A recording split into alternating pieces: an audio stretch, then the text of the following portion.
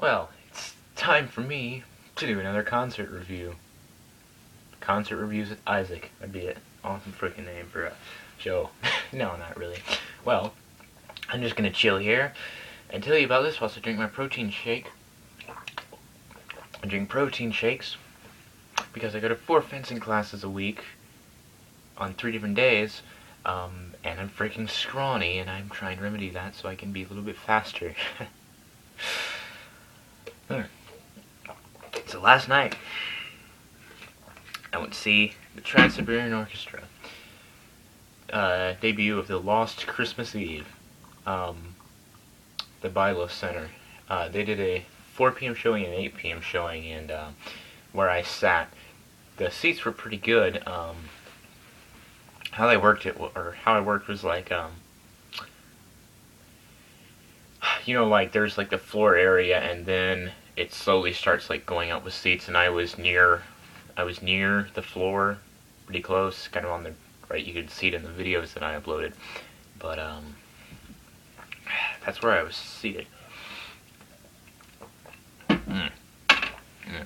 Strawberry protein. I'm sorry. Wait, what? I don't know. Anyways, I did both 4 p.m. and 8 p.m. and in the title of those videos, you can obviously see it was 8 p.m. Showing that I went to, and then we get there, and we screw around for a little while, get some food because we got there almost an hour early, 15 minutes, something like that. I was there with my family. We ate dinner together and then went, but we get in there, and then some of the band comes out, and they tell about like the charities and stuff like that they're donating to, with the money from the tickets and whatever, which is cool, of course. And then they go back about 5-10 minutes later. Lights darken, everybody cheers, and there's this guy who's like, "Welcome, the Trans-Siberian Orchestra." It sounded like a guy it sounded like a classical music voice who said that. So then this freaking, like, clock turns on, like this big, fake clock, it's for effect, but it turns on, and then they start playing Winter Palace, and it starts going back and forth. It catches on fire during the song, and the lights throughout the entire show were insane. I will get to that later, but you can look, but it was just all over the place. Some amazingly complex stuff it took to design those, like just lights everywhere going so fast, and there were different kinds. I'll get into that, but then after that, they go back out, and then the storyteller comes out, and he's starting to tell the story of the Lost Christmas Eve, and he tells a little bit about the background, and then they start playing the actual Lost Christmas Eve song, and then they play the rest of the entire Lost Christmas Eve album, and they have the storyteller come out in between songs to explain what's going on. It was quite a tragic and awesome story at the same time, but they played an entire album, and like the lights would go off after the beginning of this end of the song, and then he'd come out and he'd start telling the story, and there'd be like this crazy background with like all kind of like screens and stuff like that, where there was like stars and stuff like that, and there was insane lights everywhere. And then after they finished playing the entire Lost Christmas Eve album, they come out, and they're like, "Okay, we're I'm sorry, what do they say? They're like, "Okay, we're gonna," they talk a little bit about it, and then they're like, "Okay, we're gonna do the next half of our show." And I was like, the next half of this show, because they had already played Winter Palace plus the entire Lost Christmas Eve album. So they play 10 or so more songs from various albums and stuff like that.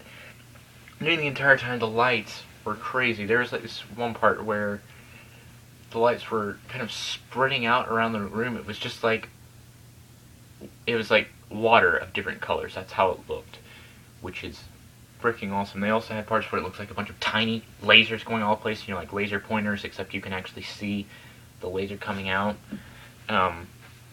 stuff like that. And they had, of course, they had a lot of fire stuff going on. They had multicolored pyro, just going all over the place. And in addition to like the stage being, at the front, there's like this guitarist and bassist came into just like the part of the floor where the risers and stuff started coming up, which I was pretty close to the floor, like I said. And then they got up in like these two machines that lifted them both, and they were playing from up there, which is pretty insane. And I actually saw this little girl and her mom walking back to their seat from the bathroom, I guess, and she was waving, and that was waving back. I was like, oh, interesting. But I saw that, which is insane. And then they went back to stage a little while later. Like I said, they had like multicolored pyro, but they actually had that like part that lifted up that they got in. They had that lift up without anyone in it, and it was shooting out pyro, and I could actually hear that of it shooting out the fire, which is freaking crazy.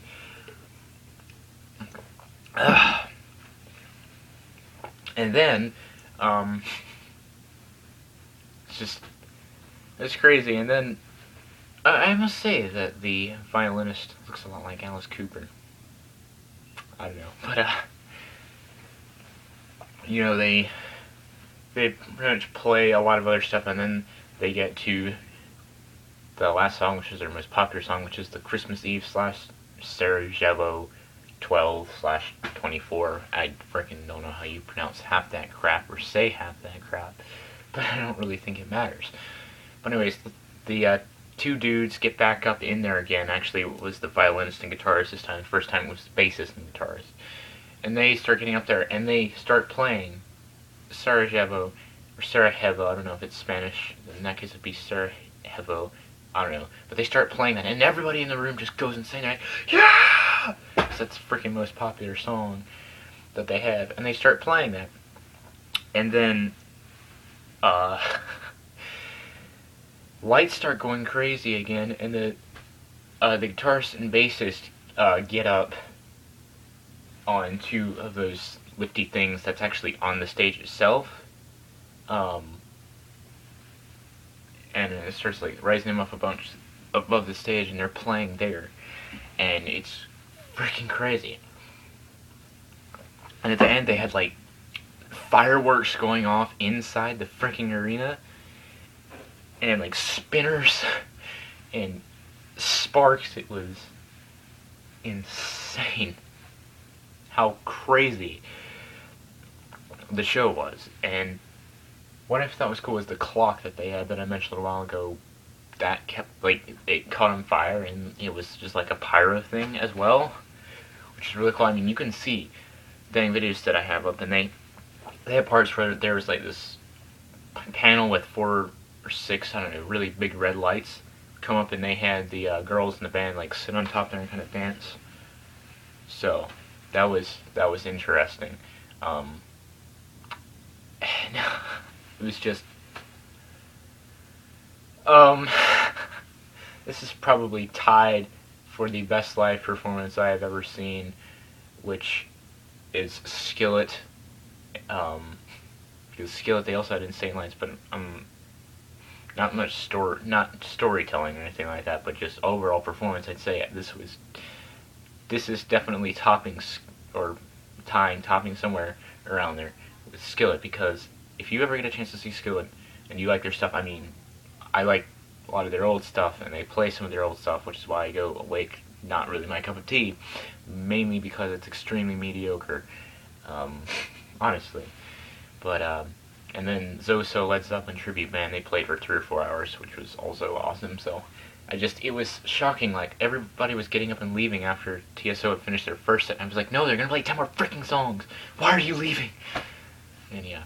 Also, another thing, like, I didn't see many metalheads there.